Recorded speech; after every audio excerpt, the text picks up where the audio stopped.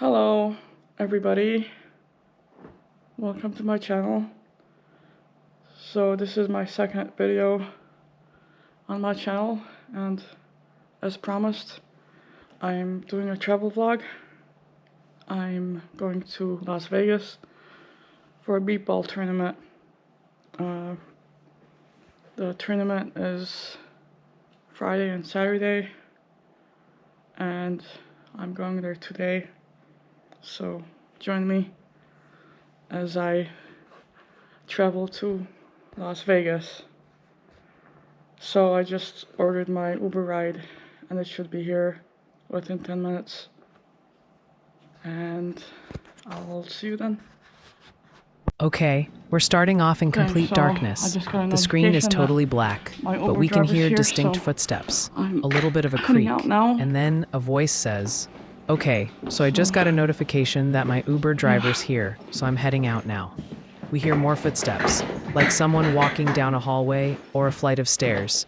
There's a sharp, metallic clang, like a door opening, and then another muffled thud. Now, the scene brightens a bit, and we're looking at the inside of what appears to be a dimly lit garage. The floor is concrete, and we can see some dusty or maybe slightly damp patches on it. To our left, there's a brick wall, and straight ahead, a large white garage door. We can hear the rumbling sound of the garage door as it slowly begins to rise, moving upwards from the bottom. As it opens, it reveals the dark night outside. The exterior is very dark, but we can see several small, distinct points of light in the distance. These are probably streetlights, some white, some with a faint orange glow, scattered across the blackness. The person speaking clarifies, it's actually a lift, not Uber. The garage door continues to rise, and more of the dark street and the distant lights become visible. It reaches its full height, revealing the full expanse of the nighttime scene outside. The view shifts slightly again, and now we're back inside the garage, looking at the concrete floor.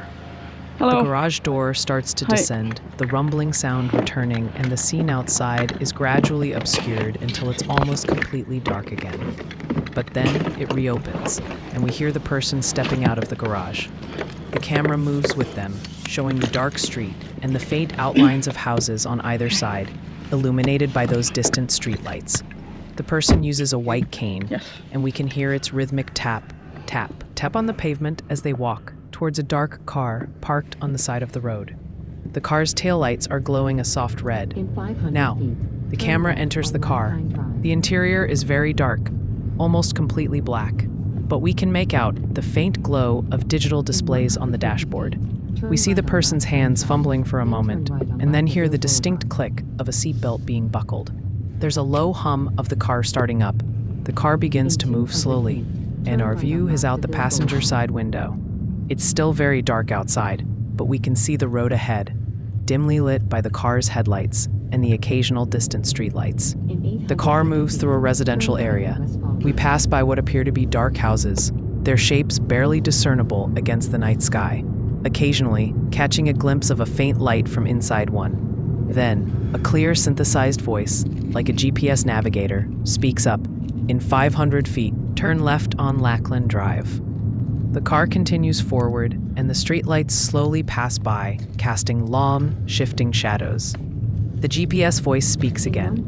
In 150 feet, turn right on Maple Hawk Drive. It's still quite dark, but we can occasionally spot the reflection of distant lights on what seems to be a damp road surface. The car makes the right turn. The view outside remains dark, but we continue to move through what looks like a residential area. A GPS voice instructs again, then turn right on LaBelle Boulevard. We can still hear the steady hum of the car engine and the low sound of tires on the road. Occasionally, the bright flash of headlights from an oncoming car momentarily illuminates the scene. The GPS voice reiterates the previous instruction. In 200 feet, turn right on LaBelle Boulevard. The car is now moving a little faster, and the distant streetlights seem to be coming more frequently into view. The car continues its journey. The view outside is still dark, but we can occasionally see the faint yellow glow of distant lights on what appears to be a wet road surface. The GPS voice calmly announces, in 1.5 miles, turn left on Maple Hawk Avenue. The car is driving at a steady speed, and the road ahead curves gently. We see the distant taillights of other vehicles as they move away. and the bright headlights of cars approaching from the opposite direction. These lights momentarily brighten parts of the scene before fading into the darkness again. The GPS voice repeats the instruction: in 1 mile, turn left on Maple Hawk Avenue. The monotonous hum of the car engine and the steady motion create a sense of being on a long journey through the night. The car is now on a different road, and the lighting seems a bit more consistent, possibly due to more frequent street lights or some ambient light from buildings. The road appears damp, reflecting the distant lights like shimmering streaks. We can make out the faint outlines of residential buildings. The car continues to move forward, and the view shifts slightly as we pass by. The GPS voice mentions, in 700 feet, take the ramp on the right for I-390 North. The car approaches an intersection, and we can see the red glow of brake lights from cars ahead. The asphalt has clear white painted lines, including a large white arrow indicating a turn. Some distant storefronts are faintly visible, illuminated by their own lights. The car waits for a moment, then begins to move again. We hear the familiar rumble of the tires and the engine. The GPS voice guides towards airport. The car is now turning onto a ramp, and we see the concrete barrier of the ramp as we ascend. The light from distant highway lamps and the moving headlights and taillights of other cars create a dynamic, if still dark, scene. The GPS continues to direct New York 104 West, Brooks Avenue. The scene outside the window is now a continuous blur of dark shapes and moving lights, indicative of highway speeds. The guardrails of the highway ramp are clearly visible as we navigate the turn. We are firmly on our way, traveling through the night.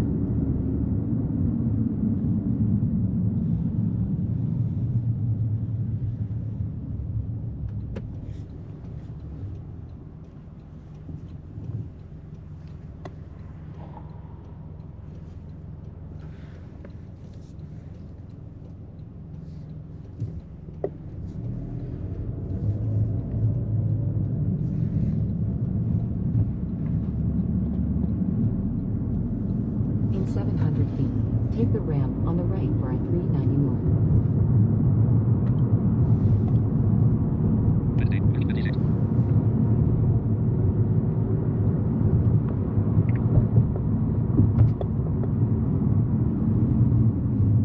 In 2.3 miles, take exit 18B toward airport, New York 204 West, Brooks Avenue. So I'm here at the airport. Now I'm going to get Ira to guide me through to check in.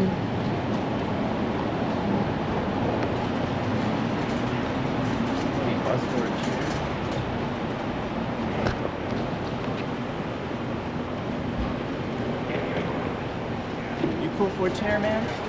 No, I just need a guide. A guide? Yes. You was the one who buzzed? Somebody buzzed for you to bring a chair or something? I just need somebody to guide me over to the check-in. And you pressed the button, or somebody pressed it for you? I'm not sure. I didn't press anything. I was just using my phone to. Is somebody coming? Yeah, I can, Because I know somebody buzzed for a chair. I'm trying to look to see who it is. Oh, okay. I guess it's not you. No, I'm just calling the I'll go around on-demand if I don't find anybody. guide. Okay. Anybody with you? No. Oh, what ticket count are you going? Southwest to Las Vegas. You can follow me. Let me get your. Okay. I don't know if you want to sit down on the chair. No, it's okay. I can take your arm Gotcha. or hold on to the chair. Well, it's you can. It's just tricky because it has a brake on it. Oh, well. Unless you want to follow my voice. Yeah, I can. You just want to hold on to you. Yeah, exactly. Yeah. Okay, there we go. Thank you. What airline you going? Southwest. Okay. Let me put this luggage down here. Okay. It'll be easier. Okay. Now you can grab better. Okay. You got it? Yep. I just need help through the TSA. And you also need guidance, right? Yes, just a guide. I don't need a chair. Let's see. You're going which one? Southwest? Southwest. Yes. But they're working on they're doing construction on these middle doors. We gotta go around. Okay. It makes it harder. I hate this. Yeah, that's fine. I'll be sitting on the plane for like five I almost hours forgot anyway, they started working on the middle doors. Okay. Southwest is easier this way. It's pretty chilly today. Yeah.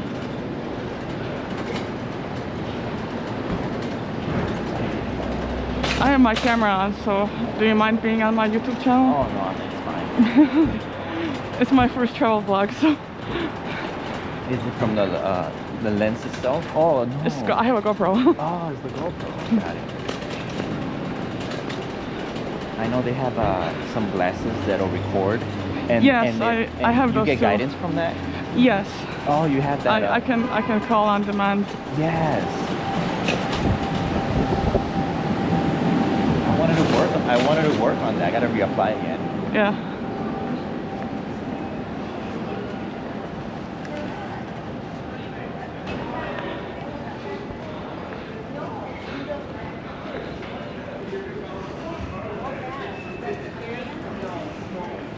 We're almost there. Okay. And you also need guidance to TSA, all yeah. the way to the gate, or just TSA? Yeah, all the way to the gate. We're good.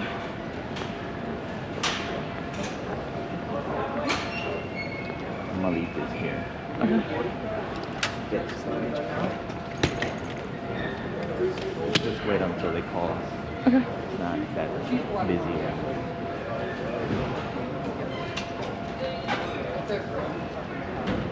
So where are you headed? Vegas. Oh, okay. I know what gate it is. A lot of people this week going there, yeah. Yeah. It's a direct flight, so it makes it nice. Non-stop. Yeah. I guess you guys started doing that recently, right? Yeah. What is it, 3 times a week or something? Yes. Yeah, it's Mondays, Wednesdays, Fridays, right? Yep. Yeah. There's I don't know if it's seasonal, right? I think they've changed it. Really? Yeah. It's, yeah, making a direct flight is always nice because I seem to be always cursed. It's always a delay or cancellation or something.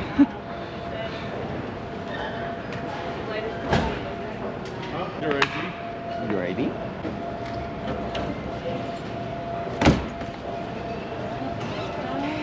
I'm already checked in. I'm just checking the bag in. You're checking in this. Yes. Yeah. Catherine, are you blind? Yes. Just gotta put that on there so the flight attendants know. Okay.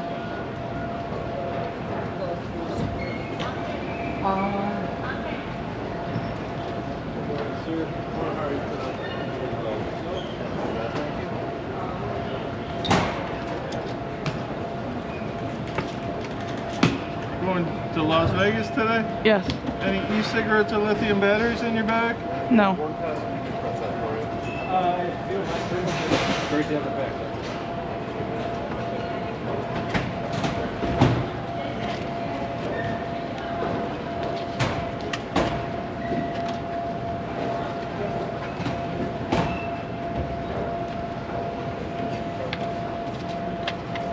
Your chicken and stuff is right in front of you, 12 o'clock.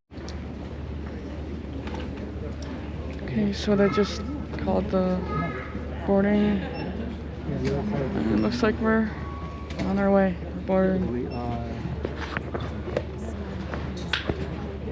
Low-angle shot from the perspective of someone seen, probably on the phone, given the wide-angle, almost fisheye lens view.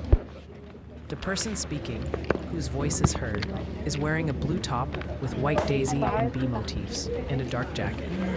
They have a black strap around their neck and a black fanny pack or crossbody bag on their lap. We can see their hands as they fiddle with a white charging cable and adapter. They have a smartwatch on their left wrist. The airport environment is brightly lit with white, diffused overhead lights and a large window in the background, offering a glimpse of the outdoors, where it appears to be evening or night. The floor is covered in a modern carpet with a geometric pattern of brown, gray, and green stripes and shapes. Many people are standing around, some with luggage, indicating that they are waiting to board a flight. They seem to be in a queue, but the exact boarding process isn't entirely clear from this angle. Some people are wearing face masks, which suggests a modern airport setting. We hear the sounds of an airport announcement and the general murmur of conversation, with occasional words being heard. The person speaking mentions that boarding has just been called, and it appears they are getting ready to join the queue. They talk about boarding, suggesting they're about to get on a plane. Overall, the atmosphere feels a bit rushed and busy, as one might expect in an airport during boarding. Walking behind a man with glasses, following him. The man is wearing a black hoodie with a red strap visible on his right shoulder, and the word Southwest is partially visible on the arm of his hoodie. He's holding a white cane with a black handle in his right hand. We're in a large, well-lit room with gray walls and a patterned carpet that is a mix of gray and dark green. To our right, there's a long silver counter with a few computers and monitors on it. A sign next to the counter says Southwest in large white letters against a dark gray wall. Another sign above the counter has Gate A2 written on it and displays 7 a.m. and Las Vegas, along with the Southwest logo. Further down, at the end of the counter, a woman is standing, partially obscured by the counter. She is wearing a black jacket and has a dark face mask on. Ahead, we see a long, narrow hallway or tunnel, with a door that opens to reveal the man we are following as he steps inside. Now, we're inside the narrow hallway. It has light gray walls, with a horizontal handrail on both sides, a darker gray carpeted floor, and bright fluorescent lights overhead. The man we're following is walking slowly down this hallway. There are several other people walking ahead of us, appearing blurry in the distance. The hallway curves slightly to the left, and the walls begin to be covered in narrow, vertical gray panels. The man is still moving slowly down the hall, holding his white cane out in front of him. He is still in the same black hoodie, but the back of his hair is short and gray. The people ahead of us are also walking slowly, some pulling small suitcases behind them. The hallway continues to be narrow, with the vertical panels forming a curved section on the right side. The handrails run along both walls, and the floor is a dark gray carpet. The lighting is still bright, coming from long fluorescent fixtures overhead. The hallway gradually becomes steeper, forming an incline, and we continue to follow the man. The people ahead of us are still visible, moving at a slow pace. The gray walls and handrails are still prominent, and the carpet is dark gray. We hear voices and the sounds of people shuffling. The man moves forward onto a metal platform section on the floor. It looks like the floor itself is rising. The walls remain gray, and the handrails are still in place. The people ahead of us are visible, some with backpacks, as they move up the incline. You then see the man at the end of the long passageway, where it opens up into a more spacious area. To our right, there is a gray wall with vertical panels, and to our left, there's an opening to what looks like the entrance to an airplane. There are some white and red coolers and trash cans near the opening. The man in the black hoodie steps onto a flat gray floor, which is the entrance to the plane. We are now inside the airplane. To our right, there are closed compartments with a metallic gray and black trim, and a white handle visible on the middle compartment.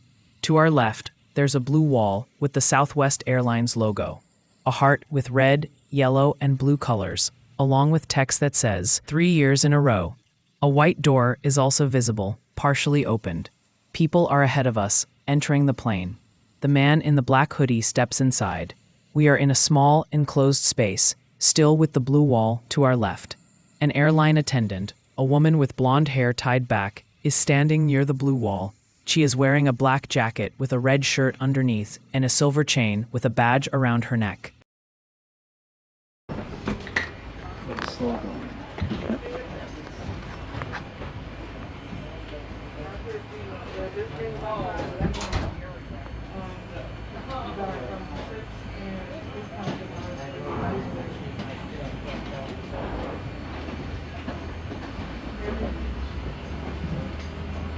The other steeper incline is right here as well.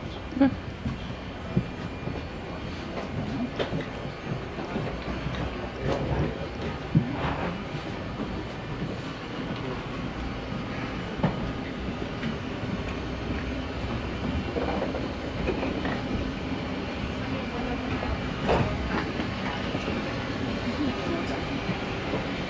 Catherine, we're at the door of the airplane. Okay. So we We are going to cross the threshold right there, so just watch your step there. Yep. Perfect. Are you by yourself? Yes. Okay. Yes. Thank you.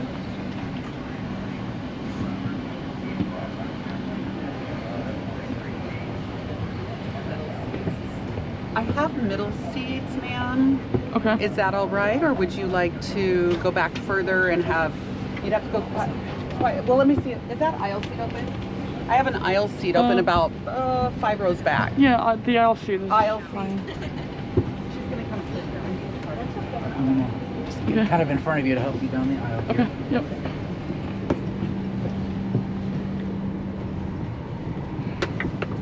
Thank you.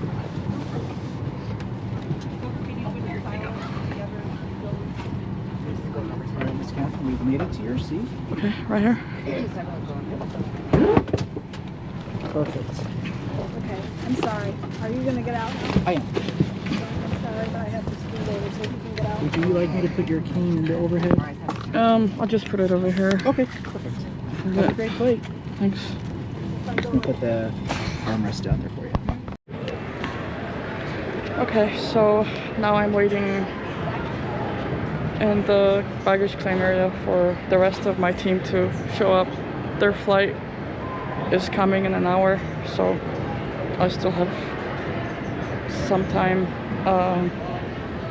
So I am here in Vegas for a beep baseball tournament for my sighted subscribers. Beep baseball is a blind version of baseball where the ball beeps. It's the size is between a softball and a baseball. It's kind of in between, and it has a speaker in it, and it beeps, and then the bases buzz. So basically, when you hit the ball, you gotta run to the base, and you gotta run to it before the other team fields it in the field. And there's 6 players in the field. And also the pitcher, they're on your side, so they want you to hit the ball. So yeah, you gotta run to the base and then get there before the team fields the ball. So that's how it works. I've been playing beep baseball for the last 10 years, and I really enjoy it. First I played with the Rochester team, but they disbanded. Now they're just recreational. This year I'm playing with an all-women's team. They're all over the country. They're based in St. Louis, but their players are from all over the country. So that's going to be interesting. Playing for an all-women's team, and I will be doing more videos from the games as well. So Friday we start the games. Tomorrow we have practice, which is usually 3 to 4 hours long. So it would be nice to practice with the team. I haven't gotten a chance to practice with them yet because of the weather. It's been cold, so it's finally getting warmer, so I can start playing with them. I'm actually going to St. Louis next month to practice, only for practice with them. It will be the whole weekend deal. So yeah, I'm looking forward to this week, and I'll be posting some more videos